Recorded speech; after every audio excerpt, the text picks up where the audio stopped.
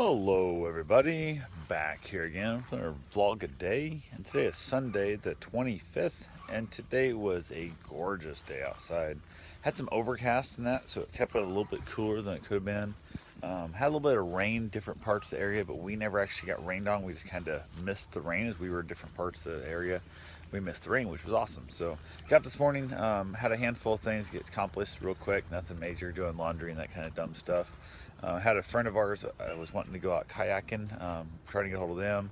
They never got back to us, so we was like, the heck with it. We decided, I posted up on Facebook, if anybody else wanted to go, and nobody was free. Nobody could get over here to go kayaking with us. One of them wanted to come over to go to the beach, and we're like, well, we're going kayaking, so didn't happen. Went ahead, we took off, we got some things loaded up. I took out the two older kayaks, not the tri-haul that I bought recently, and I got the rudder installed in the back of mine.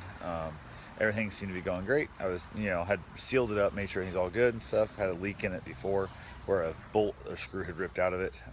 It's a poor design, the way they built the back rear end where you mount the rudder and stuff and that. So went ahead and had it all what should have been plenty of time to seal up. Everything should have been good. Reinstalled the bulkhead, which is like the little compartments to make it watertight in like 3 chambers. I installed that and re-glued it all back in that because it just over the years it kind of got flexed out and the glue and stuff it kind of let go. So I got it all reinstalled, resealed back up, and took off. And as I was leaving the boat launch, they have this little, like, I don't know, plastic thing with rollers and crap. The rear end area that the factory built on piece got caught in that thing where the rudder then mounts to it. And it took me a couple tries. Karen Flank was able to come over and kind of use her paddle to help kind of push me off of there and stuff. And apparently when I'd done that, that getting caught there had ripped the bolts out of it, like ripped out both bolts. It was hanging from like one bracket. Pain in the ass. I got back, it was leaking water like a sieve. Karen decided to check it about probably 20 minutes into the day, and she had to take the sponge and sponge out, bail out the water. And about every 20 minutes or so, she'd look over and you could see the acid in my boat just really sinking down in.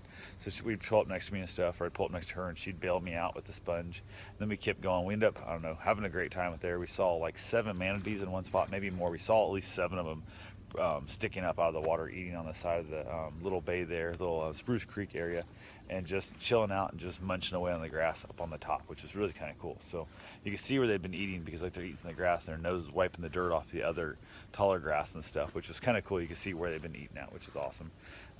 Also, we stopped at one point. Karen was bailing the back of my boat out, and luckily the hull that I had resealed had kept it so I was dry. My butt was dry. The whole center section was dry, so the boat couldn't have sank. It was hard to drive. It was hard to paddle and whatnot, but it is what it is. So I went ahead and while she was bailing me out, watched about a 5-footer from the side of its head. Alligator swim right by us, about 50 yards away. I grabbed a picture of it real quick. You can't really see what it is. It's just a cell phone camera trying to see a gator sticking up, that far up out of the water is all it is. So it's not much, just swimming across open water. And of course, I did not tell Karen about that because I didn't want her freaked out in the process. She saw the post on Facebook. I had posted on Facebook from the water, and she was kind of laughing and joking about that thing at the time. So a little 5-footer ain't anything to us. We ain't got nothing to worry about. But from there, I went on down, went on little different little spots, had a great time. Came on back, unloaded, and then my whole rudder, like the whole back part from the factory, fell off. So I got to figure out how to rebuild the whole boat. Not sure if you can see it in here or not. But like the whole back piece is missing now on my kayak, which is absolutely crazy. So not sure if you guys can actually see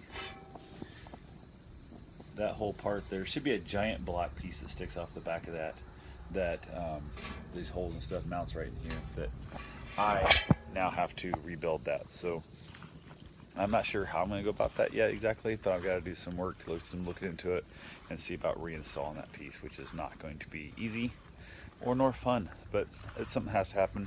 It's a very expensive kayak. I cannot just throw it away, so it is what it is. But I'll get it fixed. I'll get it figured out. I'll get the rudder reinstalled, because while the rudder was working somewhat, it was a little bit loose in the back. It did seem to help immensely from the wind, keeping the boat tracking straight. Oh my lord, it was so nice. So definitely want to do that. I gotta get the other one stuck on the back of the other boat, make it a little bit easier to paddle in the wind as well. So got back here after that. Actually, on the way home, we've met some people that still doing an open house at the kayak launch spot. We were talking to them on the way out. We talked to their couple for a while on that. Went ahead, passed out my card.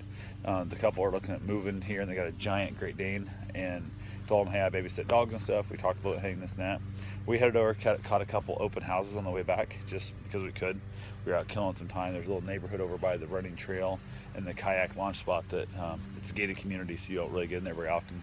Open house, we got to kind of wander around there a little bit. The one house we went through was probably the closest we've come to all the different random open houses that we've looked at. The location was, the yard was way too small, so we never wanted it. But other than the yard being way too small, the house was the first one we've seen that we've literally looked at each other and both were like, 100% can move in tomorrow. Like everything about that house, it was 100% movable. It was not the price range we'd want to buy a house, and like I said, the yard was not where we wanted to be. But aside from that, that thing was amazing. It was a builder owner-built community where the guy had bought a bunch of land. The contractor was building the houses and selling them off as he goes. So he's actually building. I think he's built every single house in the community, and he does great work. He has a nice knack for it. Has a few different patterns you can kind of choose from. There's a couple things. The one thing the people who bought this one or had it designed as they built it did that we would have changed is they had a giant back porch. It was all screened in. They closed off like 3/4 of it when it was built new and had it insulated and air conditioned. So it was like just a giant, like an odd, like a weird shape, like a room off the side of the living room. So it was like a secondary, like, I don't know, they already had it was a weird thing. That was the only thing I would have changed is that back porch, but we could have lived with that. So I would rather had a 35-foot long, back porch instead of a 12-foot and like a 8-foot, whatever the hell it be, extra room. So it is what it is. Plus, it would be a little less money to air condition. You wouldn't have to air condition all of it because the outside part you're not air conditioning. But overall, it was a great time. Got back home, went for my run. We got a shower. We ate leftovers from the Blue Apron, which we got from Karen's boss, who was out of town, who ended up getting her Blue Apron. So we ended up eating the leftovers of that. Chilled out from there. Headed on back out to Walmart to get our grocery shopping done. And pretty much just called it a day. It was actually a wonderful day. Really had a great time. The kayaking was a lot of fun. So we always enjoy kayaking. So anyway, that's all I got for right now. I will talk to you guys tomorrow. Have yourself a safe and wonderful day. Thanks for watching.